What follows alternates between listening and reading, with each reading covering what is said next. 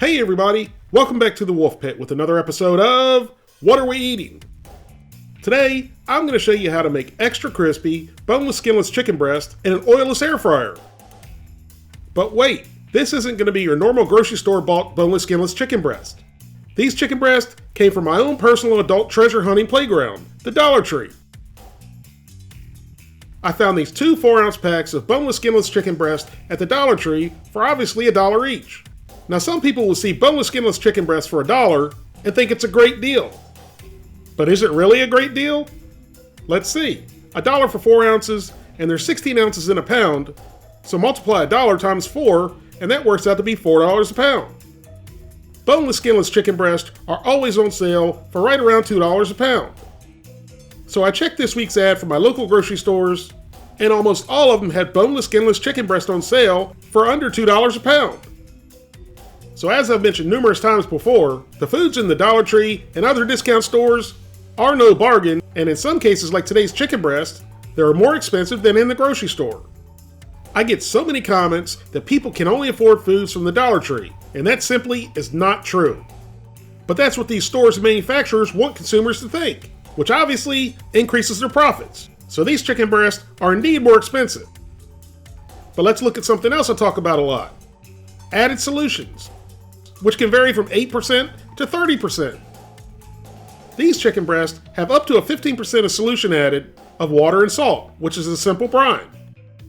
So we're getting ripped off because we're paying for the added moisture, right? Well, in this case, added solution in whole muscle poultry and pork is pretty standard practice. Depending on where you shop and the type of meat you buy, there's a whole lot of poultry and pork that already have a solution added to them, which increases the moisture in the meat, and it also increases the manufacturer's bottom line. But meats with an excessive amount of solution added to them will be hard to sear properly, and the texture of the meat can be a little funky. Unfortunately, good, fresh, high-quality poultry is pretty expensive, and it's not available in all grocery stores. So a lot of us are stuck with the enhanced poultry. Each 4-ounce serving has 160 calories, 6 grams of total fat, a half a gram of saturated fat, no trans fat, no cholesterol, 530 milligrams of sodium, 6 grams of carbohydrates, 3 grams of fiber, no sugars, and 22 grams of protein. Now, were you guys paying attention? The Chop House boneless, skinless chicken breast says it contains 0 milligrams of cholesterol per 4 ounces. But all chicken does indeed have cholesterol. Not very much, but it does have it. Next, it says it has 6 grams of carbohydrates and 3 grams of fiber. Real chicken breast contains neither. Finally, we get to the sodium, which a Chop House has 530 milligrams per 4 ounces. But fresh chicken breast only contains 75 milligrams of sodium. But we did know there was added water and salt, so I expected the sodium. But where did the cholesterol go? And where did the carbohydrates and fiber come from? Neither chicken, water, or salt contain any carbohydrates or fiber. So let's get these fibrous, carbohydrate-laden chicken breasts out of the package and ready to cook. When we pulled the first one out of the wrapper, it looked like it was cut a little bit weird.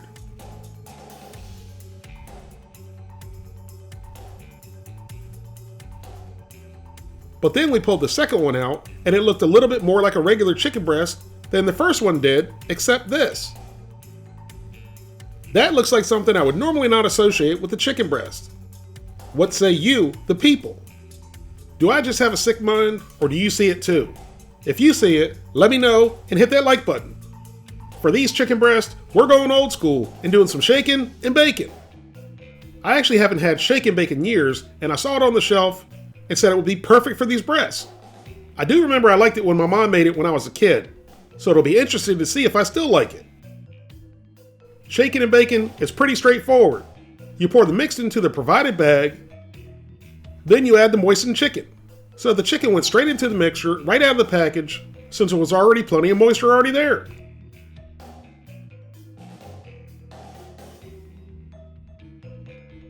Once all the chicken's in the bag, give it a good shaky until all the breasts are evenly coated. Then place them into your air fryer, and then let them air fry at 400 degrees for 10 to 12 minutes. Or until they reach an internal temperature of 160 degrees.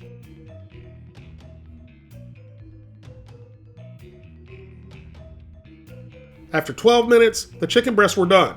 but there was so much moisture that came out after I checked them with the thermometer, it made some of the crust soggy, so I put them back in for 3 more minutes in hopes of crisping it back up without drying out the chicken. After cooking for a total of 15 minutes, our chicken breasts were done, and the aroma of the shake and bake mixture was phenomenal and mouth-watering.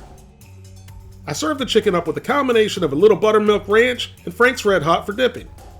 You can see here at the thickest part of the chicken that it wasn't super crispy due to the excess liquid.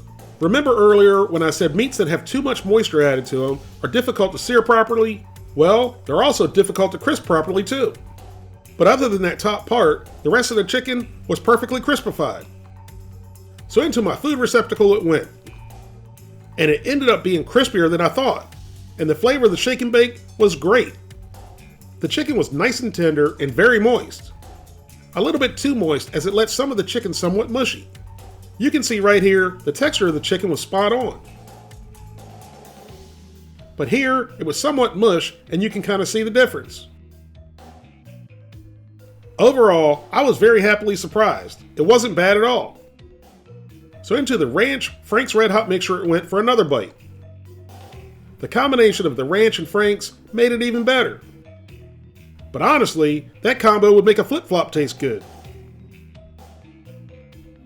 The texture of the second bite was much better and it wasn't mushy like the initial bite.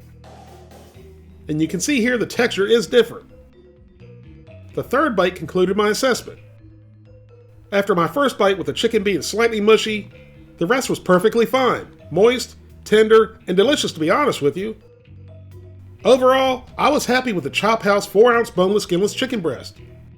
But I would like to know where the cholesterol went and where the carbohydrates and fiber came from. That makes me think there's more stuff injected into the chicken than what's listed. The chicken was very edible and enjoyable though. But would I buy it again?